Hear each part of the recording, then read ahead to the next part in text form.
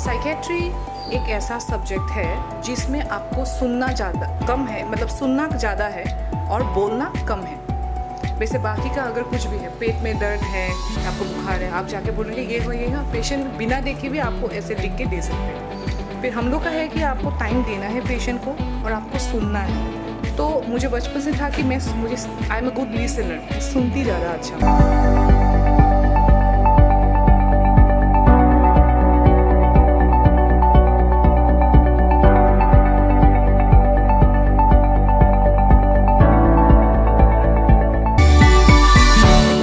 दर्शकों, Punjab plus channel पे आपका स्वागत है। आज हम आए हैं एक प्रयास, एक ऐसा नाम जिन्होंने क्रिएशंस किए हैं, जिन्होंने आज तक हज़ारों की गिनती में उन नौजवानों को जो नशे की दलदल में दुध थे, उनको एक नई ज़िंदगी दी है। और आज हम बात कर रहे हैं यहाँ के डॉक्टर क्रिस्टी बरवा जी के साथ। Welcome to our special show. Thank you, नमस्ते। माई सेल्फ, मैं डॉक्टर क्रिस्टी बरुआ, मैं आसाम से हूँ, गुवाहाटी से हूँ और यहाँ एक प्रयास में मैं नई हूँ यहाँ में। और माई सेल्फ मेरा डेजिग्नेशन है, मैं MBBS MD साइकेट्री और DNB साइकेट्री का डेजिग्नेशन में रखती हूँ। Dr. Christy, why you have chosen this sector, which is very heart-touching sector, because psychiatry patients they are very much उनके मन में जो होता है खुशी होती है, उनके मन में उदासी होती है, उनके सेंटिमेंट्स होते हैं। कैसे आपने ये फैक्टर चूज़ किया? ठीक है, मुझे आपका क्वेश्चन बहुत अच्छा लगा। तो इसमें दो चीज़ें। पहले कि मुझे आफ्टर MBBS मुझे किस में इंटरेस्ट था। साइकेट्री एक ऐसा सब्जेक्ट है जिसमें आपको सुनना ज़्यादा कम है, मतलब सुनना ज़्यादा है और बोलना कम है। वैसे बाकी का अगर कुछ भी है, पेट में दर्द है, आपको बुखार है, आप जाके बोलेंगे ये हो ये हो, पेशेंट बिना देखे भी आपको ऐसे लिख के दे सकते हैं। फिर हम लोग का है कि आपको टाइम देना है पेशेंट को और आपको सुनना है। तो मुझे बचपन से था कि I am a good listener, मैं सुनती ज़्यादा अच्छा हूँ। सो इसलिए मैंने साइकेट्री चूज़ किया। इसके ऊपर भी साइकेट्री जो मेंटल इलनेस होता है, वो जब एक आदमी when it affects a man और वुमेन, ऐसा नहीं है कि सिर्फ उस पेशेंट का ही प्रॉब्लम होता है, वो प्रॉब्लम में पूरा फैमिली आ जाता है। फैमिली जैसे आप नॉट ओनली जो सपोर्ट होता है फैमिली, जैसे एक फैमिली में अगर एक आपका एडिक्शन का पेशेंट हो गया तो उसको एडिक्शन करने के लिए क्या चाहिए? Mainly money. तो अगर बंदा काम नहीं कर रहा है, उसका कोई जॉब नहीं है, तो वो पैसा कहाँ से लेगा? वो मम्मी से लेगा, पापा से लेगा। एक समय तक ठीक है देंगे, पर there will be a time जब मम्मी पापा भी इतना पैसा नहीं दे पाएंगे, तो उसका बिहेवियर चेंजेस होता है। फाइनली वो घर से चोरी करने लगता है। नॉट ओनली घर से चोरी, बाहर से भी धमकी वगैरह देके वो पैसा लेंगे। और जैसे भी हो, क्योंकि उन लोग एडिक्शन का पेशेंट्स ऐसा होते हैं कि उनका मेन एम वही है कि कैसे मैं पैसा लेके वो ड्रग लूँ, उनका वही होता है। बाकी कुछ सब कुछ बाकी नील हो जाता है। तो ऐसे में फैमिली का बर्डन कैसा होता है वो मैंने देखा ड्यूरिंग माई MBBS। और आप लोग को भी पता है, बिकॉज इन पंजाब अगर बोला जाए तो पूरे इंडिया में जो एडिक्शन का वो है वो बहुत बहुत हाई रेट में है। स्पेशली हम लोग जो चिट्टा, अफीम, भुक्कड़ ये सब बोलते हैं, तो बहुत हाई है। तो उसका जो मैंने देखा, the load of addiction in Punjab is very high. और उससे भी ज़्यादा हाई है द फैमिली का जो प्रॉब्लम है। बिकॉज एक पेशेंट अगर एडिक्शन हो रहा है तो उसका फैमिली में क्या प्रेशर पड़ रहा है वो ज़्यादा इम्पॉर्टेंट है। तो इस हिसाब से आई फील ये पंजाब में the addiction is a very big problem. और उसको हमको जितना जल्दी हो सके, सिर्फ ऐसा ही नहीं है कि सिर्फ ट्रीटमेंट ही देना है। हम लोग बोलते हैं prevention is better than cure. So I feel awareness भी चाहिए, फिर उनके साथ मोटिवेशन भी चाहिए, फिर ट्रीटमेंट भी चाहिए, एंड फिर लास्ट स्टेज में आपका रिहेबिलिटेशन भी चाहिए। So the entire process goes and the cycle repeats. So that's why I feel de-addiction is a very important part of psychiatry, and इसलिए मैं यहाँ हूँ। डॉक्टर साहब, अगर हम बात करें, क्या कहना चाहेंगे कि लोग जो एडिक्शन करते हैं उनसे नफरत करते हैं, बल्कि उनको जो एडिक्शन है नफरत बंदे से नहीं, उसकी एडिक्शन से होनी चाहिए, क्योंकि वो तो एक पेशेंट है। जैसे हम लोग शुगर की बात कर लें, हार्ट की बात कर लें, बीमारियों की बात कर लें तो वो तो बेचारा है, उसको तो अगर हम प्यार करेंगे, वो दिल का बहुत नाजुक है, वो दूसरों से ज़्यादा प्यार करेगा, वो दूसरों से ज़्यादा, उसको भी अंडरस्टैंडिंग है। लेकिन जब उसका नशा हैवी होता है तब उसको कुछ नहीं पता चलता, उसके लिए कुछ नहीं है, उससे जो मर्जी करा लो। वो तो एक तरह से जैसे आप हिप्नोटाइज कर लेते हैं, तो नशा उसको हिप्नोटाइज किए हुए है कि जो मर्जी करता रहेगा, वो उसको केवल नशा चाहिए। आप ये भी बहुत अच्छा है जो सब लोग को जानना है। जो ये नशा है वो जो होता है पेशेंट को, जो एडिक्शन होता है, फ़र्स्ट ऑफ ऑल हम लोग को ये याद रखना है कि एडिक्शन जो कर रहा है ये पेशेंट का गलती फ़र्स्ट ऑफ ऑल नहीं है। अभी हम आते हैं थोड़ा मेडिकल का टर्म में, मेडिकल का वो उसमें हम आते हैं। हम लोग का ब्रेन में एक जैसे हैप्पी हार्मोन होता है, एक हैप्पी न्यूरोट्रांसमीटर होता है। न्यूरोट्रांसमीटर्स बहुत सारे हैं, डोपामिन, सेरोटोनिन, नॉरएपिनेफ्रिन। उनमें से सबसे इम्पॉर्टेंट एडिक्शन में जो है डोपामिन होता है। अभी होता है, अगर मैंने यहाँ में 10 लड़के को खड़ा कर दिया, 10 लड़के का सबका डोपामिन का लेवल बाय बर्थ, जन्म से अलग अलग होता है। अगर किसी का इतना डोपामिन में रिलीज़ होता है हर दिन, किसी का इतना रिलीज़ हो सकता है, किसी का इतना। तो क्या होता है, जिस पेशेंट्स लोग एडिक्टेड होता है उन लोग का बाय बर्थ किसी भी कारण, मे बी जेनेटिकली या बिकॉज चाइल्डहुड एब्यूज़ हुआ है, चाइल्ड में उन लोग को कभी कभी प्रॉब्लम हुआ है, पेरेंट्स से हो, स्कूल में हो, तो उन लोग का डोपामिन जन्म से कम होता है। अभी डोपामिन हम लोग को कैसे मिलता है, दैट इज़ वेरी इंपॉर्टेंट। तो डोपामिन हम लोग को मिलता है जैसे हम लोग जब खुश होते हैं, हम लोग पार्टीज़ में जाते हैं, शॉपिंग में जाते हैं, गाना गाते हैं, डांस करते हैं, अच्छा खाना खाते हैं, कभी कुत्तों के साथ खेल लेते हैं, तो हम लोग जब खुश होता है डोपामिन रिलीज़ होता है। अगर मेरा डोपामिन नॉर्मल लेवल में है, जितना होना चाहिए एक इंसान का, तो मुझे एडिक्शन का ज़रूरत है ही नहीं।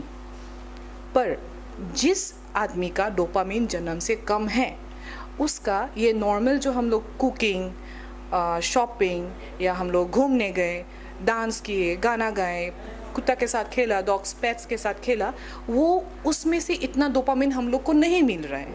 समझ में आ रहा है आपको? बेस में ही उसका डोपामिन बहुत कम है। तो उसको उस लेवल तक जाना कि उसको खुशी मिलना, जो पेशेंट्स लोग ज़्यादा वो वर्ड यूज़ करते किक, वो किक उन लोग को नॉर्मल खुशी में नहीं मिलता है। That's why they go for addiction, क्योंकि वो एडिक्शन में उनको डोपामिन सर्ज होता है। डोपामिन सर्ज मतलब खुशी में डोपामिन हम लोग का नॉर्मल स्लोली धीरे बढ़ता है, but when a patient takes heroin और चिट्टा, उनका डोपामिन सडन सर्ज होता है, और इसलिए उन लोग को वो किक मिलता है जो नॉर्मल खुशी हम लोग को मिलता है, उन लोग से उनको खुशी नहीं मिलता है, and they get their dopamine. ये है फर्स्ट एडिक्शन का फर्स्ट रीज़न। सेकेंड कॉज है, जब ये लोग एक बार नशा कर लिए तो हम लोग का ब्रेन में होता है सर्किट्स, बहुत कॉमन, पहले भी शायद बोले होंगे बहुत लोग, ब्रेन सर्किट बोलते हैं, क्योंकि इसमें न्यूरो सर्किटरी इन्वॉल्व है। तो आपका एक सर्किट होता है हम लोग का impulsivity compulsivity circuit. So patient पहले जब नशा लिए, सपोज आज मैंने फर्स्ट चिट्टा ली, तो मैंने वो लिया आउट ऑफ इम्पल्सिविटी। इम्पल्सिविटी मतलब एक चीज़ करने से पहले मैंने कुछ सोचा नहीं, मुझे बस मन किया, मैंने ले लिया। पर उसके बाद सेकेंड डे से जब वो चिट्टा ले रहा है, डेट इज़ बिकॉज इम्पल्सिविटी अभी हो गया कंपल्सिविटी। कंपल्सिविटी मतलब जो हम लोग OCD में बोलते हैं, ऑब्सेसिव कंपल्सिव डिसऑर्डर, वो कंपल्सिविटी मतलब एक काम को करने से खुद को रोक नहीं पा रहे हैं। सो जब एडिक्शन हो जाता है, वो इम्पल्सिविटी कंपल्सिविटी का जो सर्किट है वो बहुत एक्टिव हो जाता है, जिसके वजह से पेशेंट छोड़ नहीं पाता है। ऊपर से बॉडीली हमारे बॉडी में ऐसे चेंजेस आते हैं कि जब भी वो चिट्टा छोड़ने का कोशिश करेगा, या एनी सब्सटेंस, वो अल्कोहल हो या आपका गांजा हो, कुछ भी सब्सटेंस या कोई भी कैप्सूल्स वगैरह हो, तो he will undergo some withdrawal symptoms. उनको जैसे तोड़ वगैरह होना, नींद कम होना, आँखों से पानी निकलना, पसीना आना, तो उसको अभी कम करने के लिए नेक्स्ट आइडर उसको ट्रीटमेंट में आना पड़ेगा, या उसको फिर से हीरोइन या चिट्टा वो सब्सटेंस लेना पड़ेगा। सेकेंड ये है, फर्स्ट कारण है डोपामिन उनका कम होता है, न्यूरोट्रांसमीटर। सेकेंड है इम्पल्सिविटी कंपल्सिविटी सर्किट उन लोग का बहुत ज़्यादा एक्टिव हो जाता है, बिकॉज एक बार चिट्टा लेने से वो सर्किट एक्टिव होगा ही, कोई भी सब्सटेंस का हो। एंड थर्ड मोस्ट इम्पॉर्टेंट हम लोग का होता है कि ऑलरेडी उन लोग का कुछ और एक साइकेट्रिक प्रॉब्लम हो सकता है। बहुत देखा जाता है सडनली बिजनेस लॉस में पेशेंट्स ड्रग एडिक्ट बन जाते हैं, ब्रेकअप, डाइवोर्स, किसी घर वालों का मर जाना, फिर व्हाट हैपेंस, उन लोग का डिप्रेशन हो सकता है, एंजाइटी हो सकता है, पोस्ट ट्रॉमेटिक स्ट्रेस डिसऑर्डर हो सकता है। फॉर उनमें से निकलना किसी किसी लोगों के लिए ईजी होता है, पर सबके लिए इतना अच्छा, like it's not easy to come out of that problem every time. तो इस प्रॉब्लम में instead of going to a psychiatrist and taking mental help, ये पेशेंट लोग ले लेते हैं सब्सटेंस, मतलब ड्रग्स ले लेते हैं। एंड ड्रग्स लेने से कुछ पता ही नहीं चलता है, क्योंकि ड्रग्स लेने से तो आपका और बाकी कुछ दिखता ही नहीं है। तो इसलिए these are the 3 main reasons. एक है आपका डोपामिन कम होने के कारण, and second is impulsivity compulsivity circuit, and third is presence of other mental disorder, other psychiatric disorder which can predispose a patient to be addicted to any drug. तो ये main doctor साहब, you have given very useful information to our patients और जो भी हमारे देखने वाले दर्शक हैं। क्या कहना चाहेंगे कि ऐसा सेंटर जिसमें आज तक हज़ारों लोग पहले इस दलदल से बच चुके हैं, एक ज़िंदगी ले चुके हैं, आपने वहाँ आकर ज्वाइन किया है और जिसमें आपके पास मेडिसिन के साथ साथ जो काउंसलिंग है उसके सेशन के लिए भी आपके पास यहाँ पर पर्सन हैं, और एक ऐसा सेंटर जो एक पॉजिटिविटी दे रहा है और लोगों के मन में जो फियर रहता है कि कहीं हम लोग जो गोली हम लेते हैं उसके हम आदी ना हो जाएं, ये भी एक बहुत बड़ा क्वेश्चन रहता है। उसके बारे में थोड़ा सा हम चाहेंगे दर्शकों। ओके, सो अभी अगर हम लोग ट्रीटमेंट में आते हैं, मैं बहुत शॉर्ट से समझाऊंगी। ट्रीटमेंट में 2 पार्ट होता है किसी भी एडिक्शन का। तो एडिक्शन की नहीं है, कोई भी मेंटल डिसऑर्डर, कोई भी साइकेट्रिक प्रॉब्लम है, हम लोग का 2 पार्ट होता है। एक है साइकोथेरेपी। साइकोथेरेपी मतलब जो बात करते हैं, जो आप लोग बोलते हैं काउंसलिंग। सिर्फ काउंसलिंग बहुत छोटा वर्ड है, और भी बहुत कुछ किया जाता है। तो एक है आपका साइकोथेरेपी। सेकेंड है आपका फार्माकोथेरेपी, जो दवाई देना या इंजेक्शन लगाना या एडमिट कर रहे पेशेंट को, वो। तो दोनों ही बहुत इंपॉर्टेंट है एक पेशेंट को फुल्ली इम्प्रूव करने के लिए, उनको फिर से वो पहले वाले इंसान बनाने के लिए। दोनों का ही 50-50 पार्टनरशिप में है। सो एक एडिक्शन पेशेंट आया यहाँ में अगर आता है, तो पहले पेशेंट का काउंसलिंग होता है। काउंसलिंग में क्या क्या जाता है, पहले ऐसा क्या हुआ था पेशेंट के जीवन में कि उसको ये एडिक्शन हुआ, और उनको ये समझाना है कि एडिक्शन जो हो रहा है इसके लिए उनका क्या क्या लॉस हुआ है लाइफ में, उनको ये हम लोग को समझाना है। बिकॉज जब वो सब्सटेंस ले रहा है, वो एडिक्शन ड्रग्स ले रहा है, उसको ये समझ में नहीं आ रहा है, वो बस ड्रग्स ले रहा है। तो उनको ये समझाना है कि ड्रग्स लेने से क्या क्या उनका बेनिफिट्स हुआ है और क्या क्या उनका लॉस हुआ है।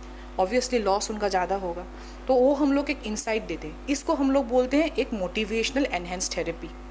सिर्फ यही नहीं, जब वो फिर से सपोज़ वो दवाई ले रहे, दवाई लेने में ही वो कहीं पार्टी में गए, शादी में गए, और एक फ्रेंड सर्कल में बैठे जहाँ कोई और आदमी वो ड्रग्स ले रहे, तो डेट टाइम उनको कैसे कंट्रोल करना है, what are the very easy steps how a patient can control that cravings at that time, that is also included in a motivational enhanced therapy.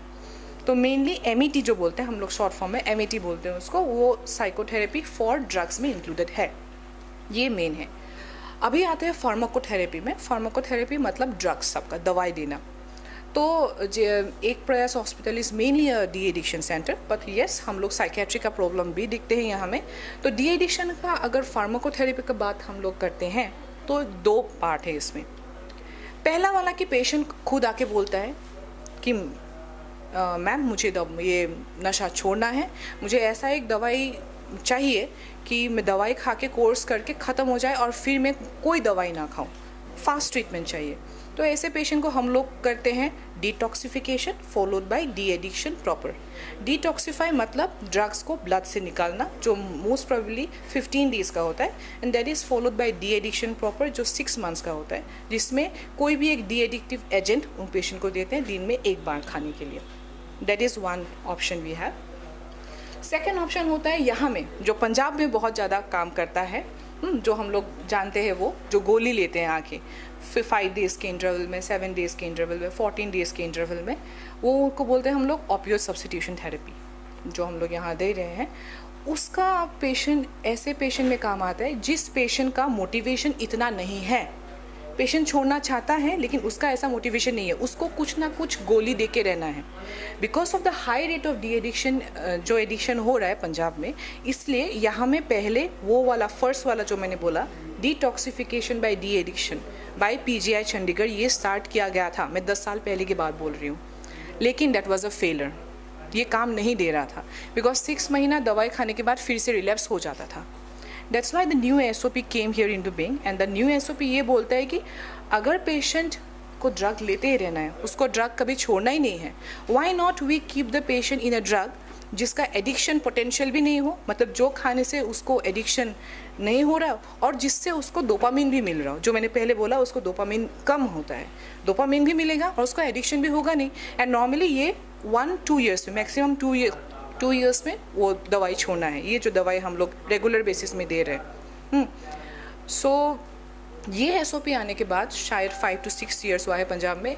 अभी देख रहे हैं कि थोड़ा the rate of the addicted patients इन पंजाब अभी थोड़ा कम हो रहा है, ऐसा देखा गया है, क्योंकि पहला वाला इतना काम नहीं किया, इसलिए ये वाला। That's why now we have seen that so many centres आए हैं, डी एडिक्शन सेंटर्स पंजाब में, और बहुत जगह में बहुत सक्सेसफुल हुआ भी है। पेशेंट्स फॉलोअप बहुत अच्छा हो रहा है, बहुत ऑलमोस्ट लाइक 70-30 रेशियो, मतलब 70% पेशेंट्स फॉलोअप में आते हैं। हर हॉस्पिटल में 30% पेशेंट्स ऐसे होते हैं जो फॉलोअप में लॉस कर देते हैं और रिलैप्स में जा रहे हैं। हम लोग ट्राई करें कि वो रिलैप्स पेशेंट को भी हम लोग टारगेट करें and we bring them back and bring start again. So you are an institution, you have a long data. We are really thankful. आपने हमें समय दिया और हमारे दर्शकों को इतना डिटेल में समझाया। मैंने आज तक सैकड़ों डॉक्टरों की इंटरव्यू की है, लेकिन जिस ढंग से आपने ये रिप्रेजेंट किया है, इट्स रियली फैंटास्टिक। जैसे आपने ब्रेन की सिचुएशंस बताई हैं, वो सिचुएशन जिसमें बंदा लग जाता है और कैसे आपने उसका हमने निवारण करना है, ये भी आपने हमने डिस्कस किया।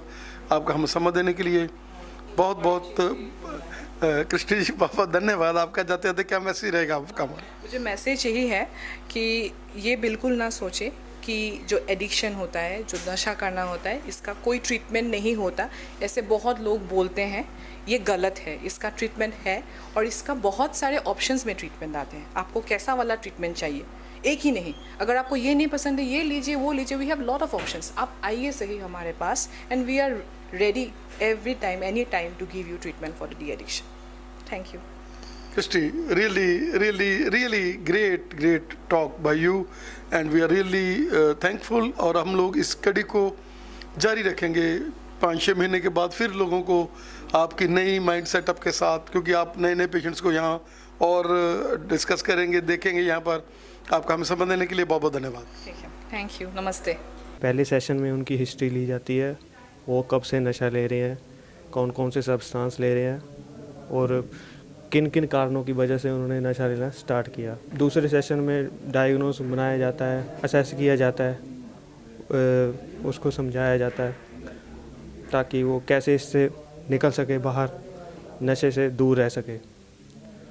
और कई तो वास्तव में होता क्या है कि पेशेंट ये सोचता है कि वो ऐसे ही असमंजस में रहता है कि मैं नशा छोड़ूं, कब छोड़ूं, कैसे छोड़ूं, और दवाई से छोड़ूं या खुद से छोड़ूं, कैसे क्या करूं, वो ऐसे असमंजस में रहता है। और मोटिवेशन एनहांसमेंट थेरेपी जो है वो इसी में कारगर है, वो इसलिए दी जाती है। सर क्या कहना चाहेंगे कि एक तो मोटिवेशनल थेरेपी होगी और उसके साथ मेडिसिन जो कि एक इफेक्ट करती है, जो एक बार उसको खड़ा रखती है, जैसे उसको एकदम से उसकी मदद करती है थोड़ा सा, और धीरे धीरे वो मेडिसिन की जो डोज है कम होती जा रही है और कम होते होते ये बिल्कुल छूट जाती है और लोग जो नई ज़िंदगी ले जाते हैं। और उसके साथ साथ काउंसलिंग, उसके साथ साथ आप लोगों के इन टच, क्योंकि अगर वो नशा छोड़ भी देता है तो भी आपके टच में रहेगा, तो आप काउंसिल करते रहेंगे, क्योंकि कई बार वैसी सर्कमस्टांसिस आ जाते हैं जिनके लिए फिर वो उसी चीज़ में चला जाता है। उसके लिए उसका ज़रूरी है कि अगर वो नशा छोड़ भी देता है तो भी आपके साथ अटैच रहे। हाँ जी, जैसे आपने बहुत अच्छा बोला कि ऐसे ही है। वो तो यही सोचते हैं कि क्योंकि उन्हें हर जगह से हीन भावना से देखा जाता है। उनसे पहले सेशन में हम उनसे आर्ग्यू नहीं करते, उनको ज़्यादा समझाते नहीं है आपने, या क्रिटिसाइज़ भी नहीं करते हम उनको, सिर्फ उनकी बातें सुनी जाती है। ठीक है, क्या कहना चाहेंगे कि वो बातें सुनने में ही उनको जो रिलीफ मिलता है, मतलब वो एक तरह की थेरेपी है? हाँ जी, बिल्कुल सही बोला आपने। अगर हम क्रिटिसाइज़ कर देंगे तो उनका मन कहीं ना कहीं डीमोटिवेटेड हो जाएगा। क्योंकि उनको घर वाले भी क्रिटिसाइज़ कर रहे हैं, समाज भी क्रिटिसाइज़ कर रहा है। अगर हम भी ऐसे ही बोलें तो उनके मन पर कैसा असर पड़ेगा। ईस्ट और वेस्ट एक प्रयास से